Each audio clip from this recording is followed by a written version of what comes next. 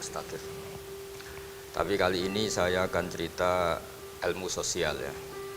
Kita sebagai umat Islam di Indonesia yang kita semua ahli sunnah wal jamaah mewajibkan amar ma'ruf nahi mungkar.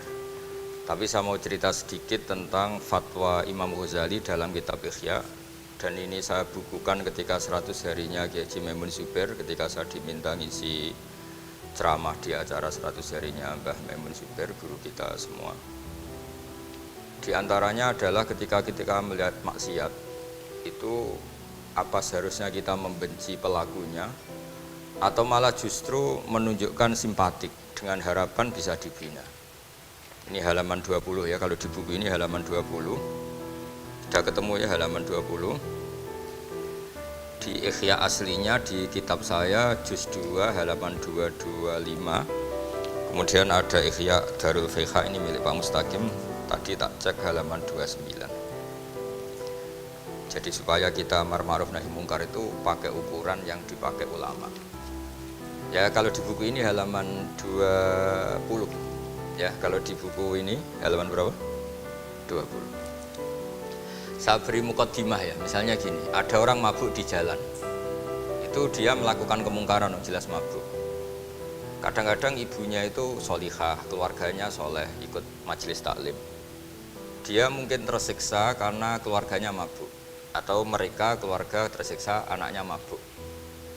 Tapi tersiksanya hanya mabuk saja, tapi gara-gara kamu nahi mungkar secara serampangan, kamu tegur, malah dosanya bunuh Anda. Ini namanya apa? Nahi mungkar sing yu'addi ila ma huwa akbahu minhu atau angkaru minhu atau syarrun minhu. Kamu nahi mungkar tapi tanpa perhitungan sehingga melahirkan mungkar yang lebih dahsyat, yaitu pembunuhan. Nah, di antara syarat kewajibannya nahi mungkar itu aturannya jangan yu'addi ila mungkarin sing akbaha minhu atau syarrun minhu, jangan sampai mendatangkan kemungkaran yang lebih apa? Buruk. Ketika keluarganya dengar anaknya mabuk mungkin masih bisa mentoleransi, tapi kalau dengar bunuh kiai atau bunuh orang yang sangat dihormati karena ditegur lebih tersiksa. Begitu juga misalnya ada orang yang sering datang ke masjid itu berjamaah sholat, tapi pakaiannya masih agak-agak gimana gitu. Cara papa ngerti ya agak gimana gitu. Nah ternyata kalau ditegur malah gak sholat. Nah ini kan kita punya perhitungan ya. Kalau ditegur gak sholat, kalau dibiarin tetap sholat, mendingan gak negur. Asal di hati kamu, jangan-jangan nanti gak ada pemandangan kalau ditegur lah, itu yang mulai masalah kan. Tapi sebetulnya itu mulai masalah, itu hadun nafsi. Kalau perhitungannya gitu hadun nafsi. Tapi kalau perhitungannya selama masih islami, dengan perhitungan-perhitungan haqquh wa rasuli, insya Allah itu ditoleransi. Nah, di antara makalah yang ini contohnya untuk anak-anak BG, untuk PSG. Tak warai caranya jadi wong alim, ini jujur saja, enggak niat sombong. Saya itu kalau punya makalah itu sampai begini. Ini itu satu makalah sebelum dicetak itu berupa buku ini. Ini begini modelnya. Jadi referensi yang sama tak tulis dari berbagai kitab yang berbeda. Dulu ketika Syekhina Kiai Haji Maimun Zubair masih sugeng, tiap ketemu itu dicek. Itu dari kitab apa. Jadi selain referensi secara mudawana, Al-Kutubul Mudawana, juga dikonfirmasi berkali-kali. Misalnya gini, orang sekarang itu gak siap dakwai orang yang ahli maksiat. Dulu itu zaman Nabi dakwah itu malah gak sekedar gak maksiat, masih kafir yang didakwai. Pertama Quran turun tidak ada qul ya ayyuhan nahdiyun, qul ya ayyuhal muhammadiyun, yang ada malah qul ya ayyuhal kafirun, karena yang didakwai orang kafir. Jadi kalau kamu nyari dakwah yang sudah orang steril, sudah soleh semua, itu orang Jawa nguyai segoro, sekarang soleh kok bu dakwah. Jadi memang tantangannya dakwah itu ke objek yang kita nggak siap. Nggak siapnya mungkin kita beda agama, mungkin beda kultur, beda kesolehan tuh. Ya, jadi ini tak baca beberapa makalahnya orang dulu. Ketika melihat saudara kita, teman kita atau tetangga kita melakukan maksiat atau sedang maksiat. Tak baca Arabnya dulu, mungkin sebagian nanti itu mungkin biar barokah. Ini teks aslinya Imam Ghazali. Wa turuqus salafi qad ikhtalafat fi izharil bughdi ma ahlil ma'asi. Semua orang salaf berbeda-beda dalam memperlihatkan ketidaksukaan ma ahlil ma'asi. Tentu kita semua tidak suka perzinaan, nggak suka mabuk-mabukan, nggak suka togel, nggak suka judi. Terus fa'in kulta, ini yang mulai dialek gitu ya. Fa'in kulta itu andaikan ada satu pertanyaan, yaitu yang mulai halaman 20. Fa'aqallu darajati fi idharil bukhdi al-hajru wal i'radu wa qat'ur rifqi wal i'anah. Fahal yajibu dhalika hatta ya'siyal abdu bitarkih. Fa'aqulu la yadkhulu dhalika fi dhahiril ilmi tahta taklif wal ijab. Fa innana alamu annal ladzina syaribul khamra wa ta'atau al-fawahisha fi zamani Rasulillah sallallahu alaihi wasallam as-sahabah maka yuhjaruna bil kulliyah.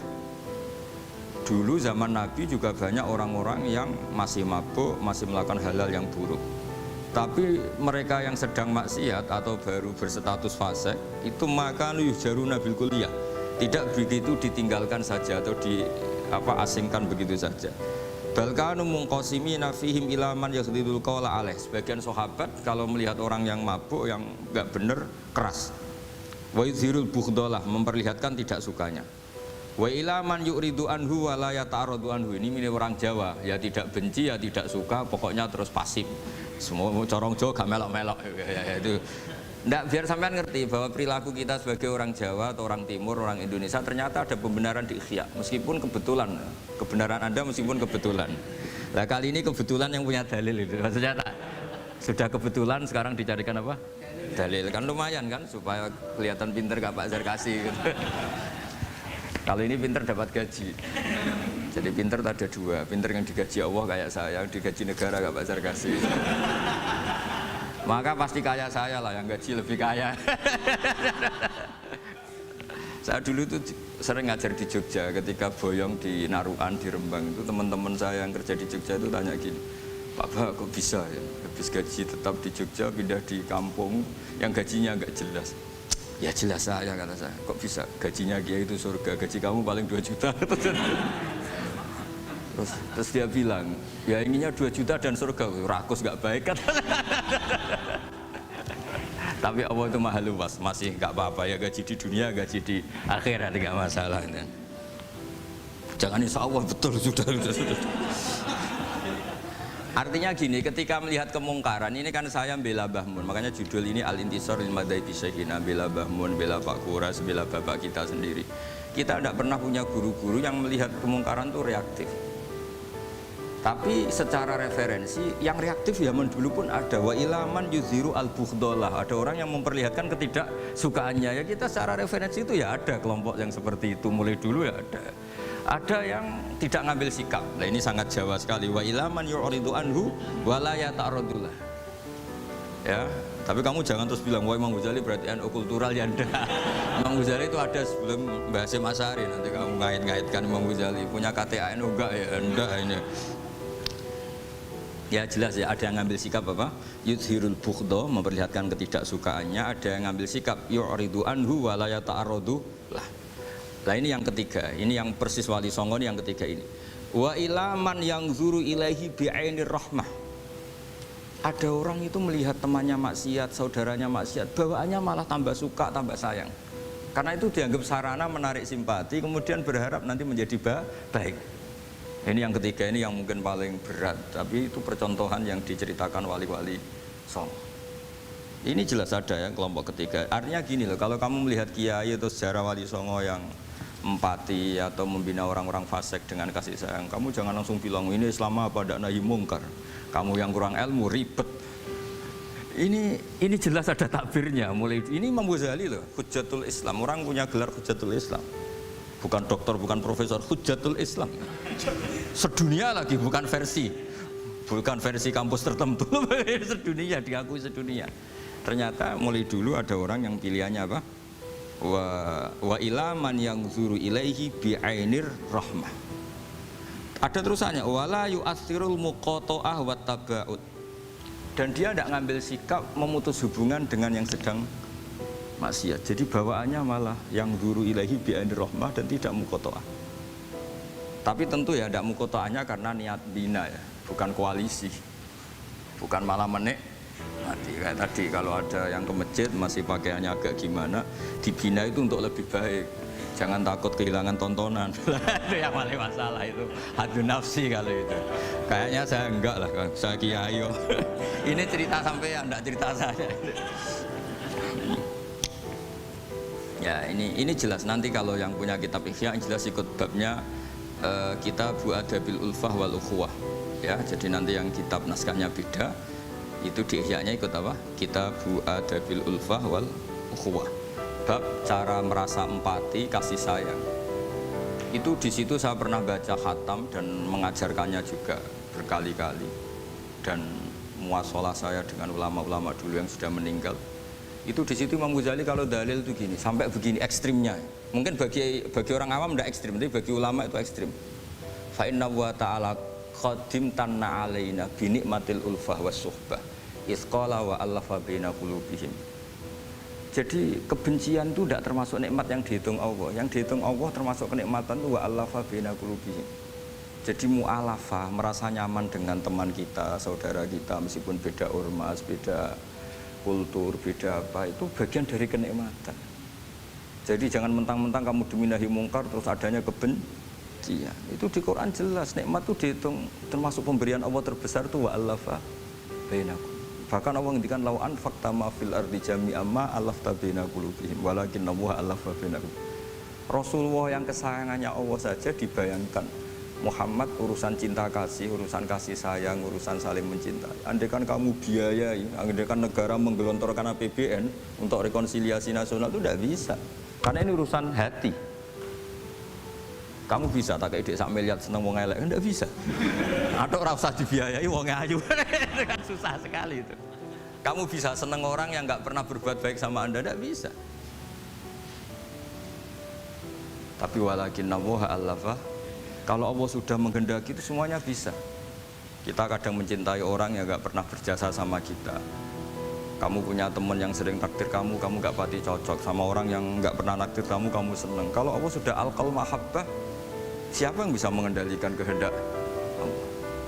Kamu punya teman mulai SMP, SMA tidak bisa senang, ketemu pertama di bis senang. Yang bisa ngatur itu siapa kalau nggak Allah? Meskipun cara kok itu witing Trisno jalaran kulino, tapi nak Allah menghendaki, pandangan pertama senang, pandangan 9 tahun bosen. Tidak kurang cara kalau makanya para ibu-ibu harus tetap berdoa, ya Allah ya muqallibal qulub sabit qalba zauji ala mahabbati. Itu kalau nggak didoakan wah bisa hilang semua itu. Suaminya nggak mau berdoa gitu karena takut kurang variasi. Tapi ini cerita cinta, cerita ulfa tidak bisa. Lau anfaqta ma fil ardi jami'an ma allafta baina qulubihim tapi walakin Allah allafa. Jadi kalau urusan makanya jenengan harus syukur, bawaan saya melihat sampean anak-anak BG itu cinta. Padahal nggak jelas asal usulnya piye. Terus, tapi saya sudah 4 tahun kalau 5 tahun ngajar di sini. Tiap di Jakarta katanya harus ya, harus. Itu bahasa keangkuhan harus. Karena kalau di kitab fikih itu ijabu malam yajib termasuk dosa besar. Karena berarti musyarrik apa? Ya Pak Sarkasi ya. Iya, di Sulam Taufik jelas termasuk dosa besar ijabu malam yajib. Mewajibkan sesuatu yang tidak wajib. Mergo fa anta musyarri', berarti kamu bikin syariat baru. Karena sudah ada mandubat, ada masru'at, ada syariat ini sudah sempurna. Faman aujaba ma lam yujibhu wa rasuluhu fa huwa musyarri'un. Dari berarti dia musyarri' baru. Bahasa kasarnya kayak ngaku nabi baru. Sudah tak maafkan lah sebentar. Tapi secara fikih jelas, sama lihat di Sulam Taufik termasuk minal kabair apa? Ijabu malam yajib, mewajibkan sesuatu yang tidak wajib. Musyarri ya musyarri, bukan tukang bikin syariat tapi ini musyarri tukang yang di jalan mungkin. Saya itu saking fanatiknya ilmu, ini cerita ya, saking fanatiknya ilmu itu kalau hallnya bapak saya karena kita keluarga pesantren itu pengumumannya itu aneh, tidak wajib hadir. Karena takut ijabu malam, karena trennya pesantren itu gitu, kalau alumni itu harus hadir pas hall atau pas pengajian mulut. Kalau saya karena fanatik ilmu itu nggak pernah ada undangan sampai sekarang. Saya ngiyai sudah 2005 bapak, sampai sekarang nggak pernah ada undangan karena takut ijabu malam yajib. Karena saya orang bener, maksudnya ada kayak ini. Kacau ya. Saya ini lebih tua, lebih kiai, diatur yang lebih muda. Ini enggak orang Indonesia ini, Pak. Kalau orang Indonesia itu sopan ya. Orang Indonesia itu enak, sama orang kiainya monggo sak kerso. Pada sak kerso milih istirahat timbang mulang ya. Habis perjalanan jauh monggo sak kerso milih apa? Istirahat timbang mulang. Ya sudah tak maafkan kan. Saya kan orang baik jadi gampang maafkan. Ya ngatur dia dosa lagi udah. Ya ini jelas ya. Jadi ada 3 kelompok tadi ya. Jadi kalau jenengan sama orang yang tegas nahi mungkar atau apalah, ya mulai dulu ya. Ada wa ilaman yakhlidul bughdalah. Itu wa yudhirul. Tadi apa? Ilaman yakhlidul qala alaih wa yudhirul bughdalah. Itu mulai dulu ya ada. Terus ada yang model Jawa wa ilaman yu'ridu anhu wa la yata'arradu lah. Jadi gak ngambil apa? Sikap. Corong Jawa gak melok. Terus yang ketiga ini yang cerita Wali Songo, ya kita tidak menangi Wali Songo tapi sudah mutawatir lah kalau cerita-cerita Wali Songo itu nggak pernah negur orang, nggak pernah apa, tapi bisa merubah. Ini yang mahal kan bisa merubah. Itu apa cerita itu riwayatun sing tablughu hatta tawatur lah, karena semua versi kiai, versi film, versi buku kan semuanya sama. Bazar kasih apa? Enggak, semuanya menceritakan sama. Kalau Wali Songo itu tidak main kekerasan tapi merubah. Kalau orang-orang yang terlalu liberal kan ya orang rubah, malah tadi seneng aja kalau ini semua orang pakai hijab ribet. Nah, itu yang ribet kalau sampean ganti niatnya gitu. Ribet gak punya pandangan tadi loh pada perhitungannya itu, ribet kalau perhitungannya gitu. Ya ini jelas ya. Kelompok ketiga dan ini menurut saya yang luar biasa, wa ila man yang zuri ilaihi bi ainir rahmah wa la yu'athirul muqata'ah wa taba'. Fahadihi daqaiqu diniyatun takhtalifu fiha turuqus salikin. Ini satu detail-detail yang mulai dulu orang itu beda-beda karena mungkin organ kita beda, psikologi kita beda. Kalau orang sosiologi mungkin ngamati latar belakangnya beda. Ada orang tuh santunya minta ampun, tak tanya tak pikir dia turunannya orang baik. Kalau saking santunya saya nanya kiai aja kalah sopan sama dia. Tak tanya kamu kok orang baik padahal gak anaknya kiai, karena saat trauma ditabui bapakku terus. Jadi dia sayang sama orang karena trauma. Betapa ada enaknya dikerasin. Ya nasibnya baik dia kok, kesimpulannya gitu. Ada yang dikerasin bapaknya terus dendam, anaknya yang kena. Banyak orang yang mencintai istrinya, tak pikir dia turunannya orang yang sangat mencintai istrinya, ternyata enggak. Saya tahu sakitnya dicuekin suami. Ibu saya itu korban bapak saya. Gara-gara trauma itu terus sayang sama istrinya.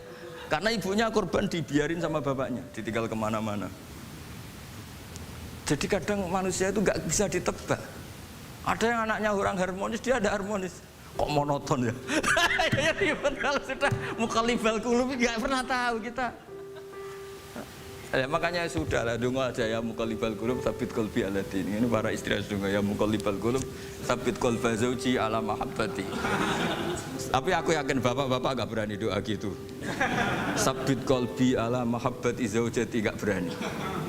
Takut goblok saja. Kayaknya monoton tadi. Ya.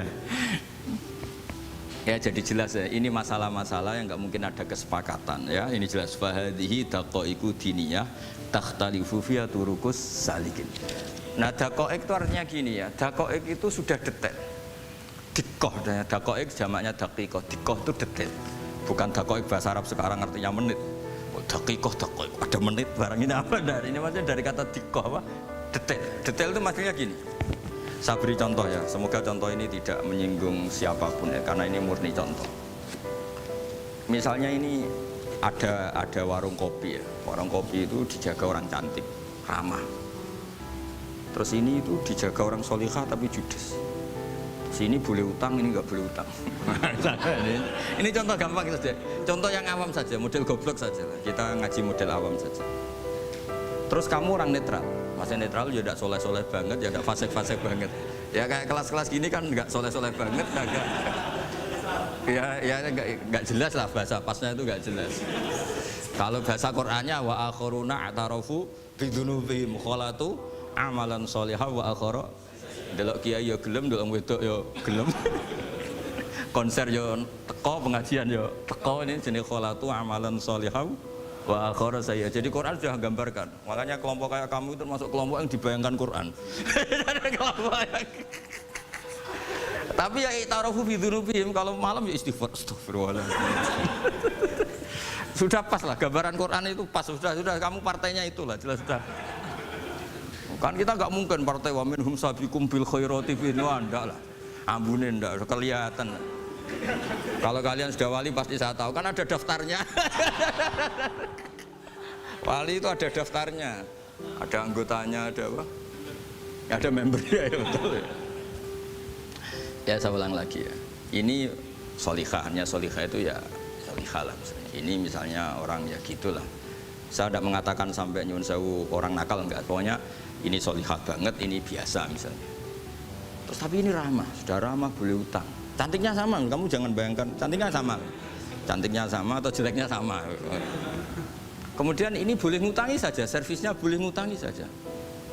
Itu kira-kira kamu marung kemana? Ke sini kan?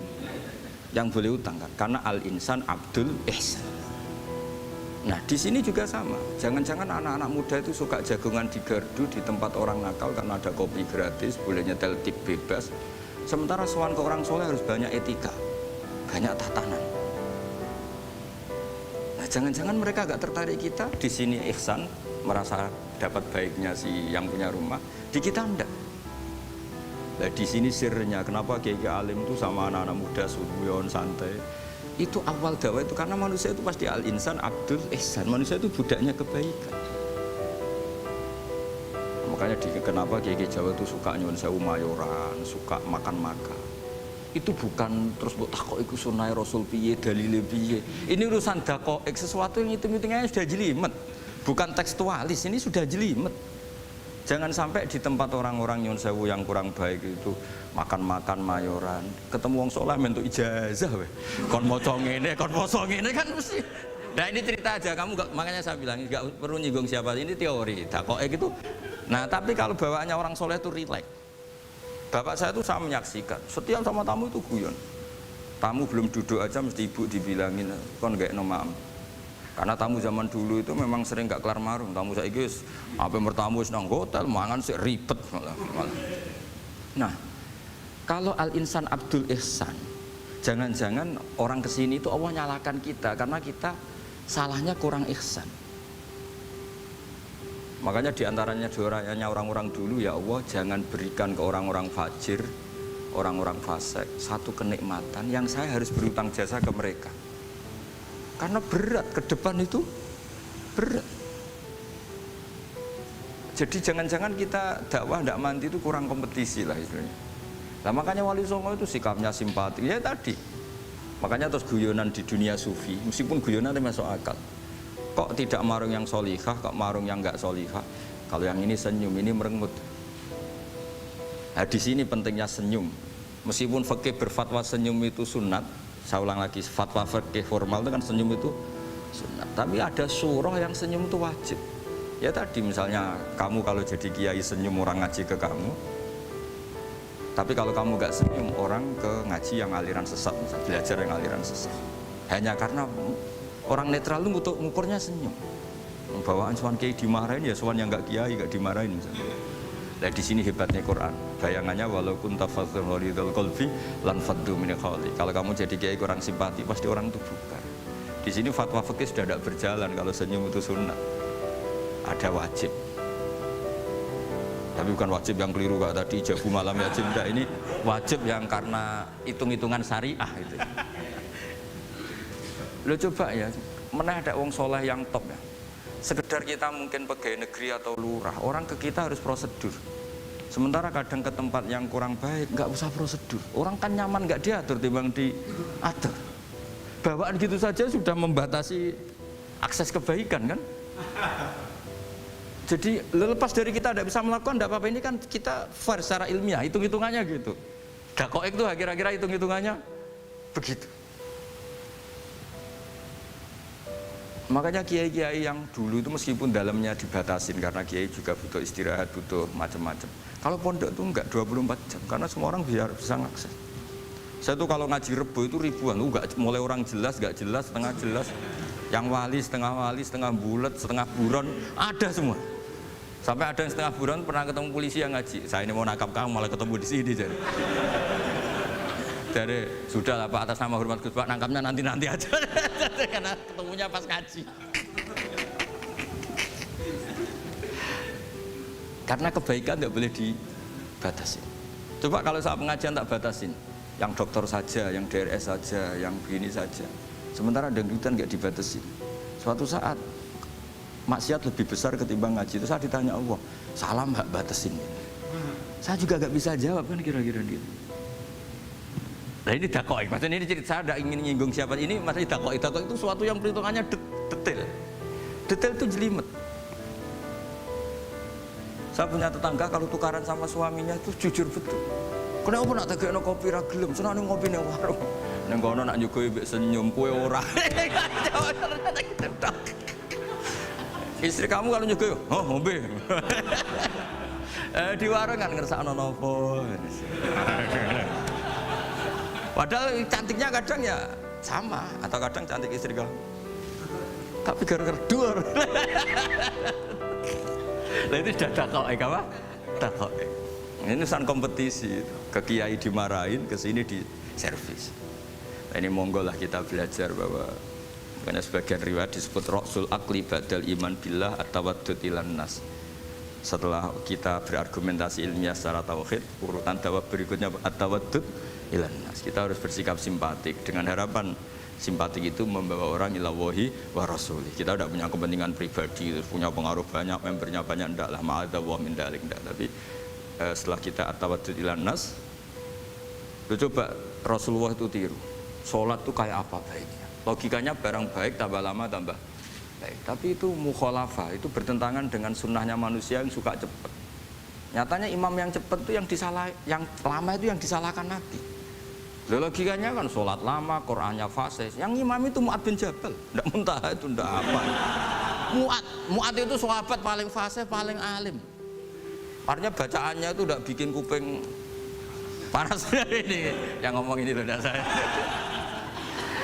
Itu ketika kelamaan, yang disalahkan Nabi itu yang kelamaan. Karena supaya orang seneng sholat, ya sholat itu jangan jadi problem dong. Cara nggak jadi problem gimana ya? Jangan lama. Kayak apa agama ini? Sholat tuh sebaik sholat aja dikompromikan dengan hukum sosial.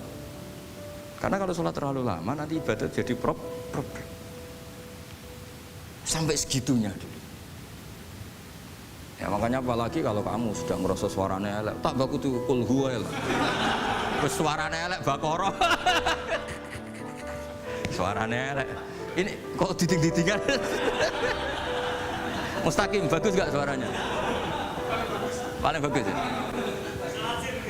Sholat ya gitu aja ya, dibagi ya, yang suaranya tidak bagus suruh ngimami duhur, asar aja. Tadi yang bagus biar maghrib apa? Isya ya gitu aja. Ya tapi ya sudah teruskan ya. Jadi yang jelas ada kelompok ketiga. Yang jelas ini ya, yang kalau kita bisa niru ya, wa ila man yang zur ilaihi bi ainir rahmah wa la yu'athirul munqata'ah wa tabau. Nah ini ngendikane Imam Ghazali fa hadhihi daqaiqu diniyah. Ini detail-detail yang setiap turukus salikin itu beda-beda. Wa yakunu amalu kulli wahidin ala ma yaqtadihi haluhu wa waqtu. Jadi mulai dulu ini urusan relatif, urusan subjektif. Jadi tidak bisa kamu, ada orang itu maksiat, bawaannya kalau nggak dikerengi ramari ya ada, yang bawaannya dikerengi tambah nemen ya ada, bawaannya nggak jelas ya ada, banyak ya kalau itu banyak. Jadi mulai dulu tuh ulama dulu tuh fair seperti itu, nggak perlu diperdebatkan lah, sudah mulai dulu ya beda bimuqtadal hal wal waqti ya. Nah sekarang orang kan milih, kalau yang keras nyari dalil keras terus, yang lunak cari dalil lunak terus. Akhirnya dalil kok dicari-cari itu gimana?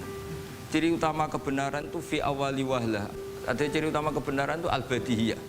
Makanya kalau dalam ilmu ushul fikih disebut watabadur alamatul haqiqah. Penemuan pertama itu bukti yang digandaki Allah hakikat. Misalnya kamu sama orang nakal tanggo kamu, tak kandani malah nemen. Spontan orang itu pasti gitu. Karena di mana-mana sosialisasi itu dibutuhkan. Ketika negara atau kiai atau tokoh mau bikin apa, pertama targetnya mesti sosialisasi. Sesuatu pasti ada tadrijan. Itu siapapun, teori manapun, di dunia apapun. Nah itu namanya badiah, pikiran segitu itu disepakatin. Nah kita kalau langsung marah, langsung mengusir itu udah pikiran badiah yang konsensus. Misalnya anakmu nakal, dengar misalnya Nyon Sewu anak kiai, dengar anakmu pacaran, pikiran pertama itu seorang manusia itu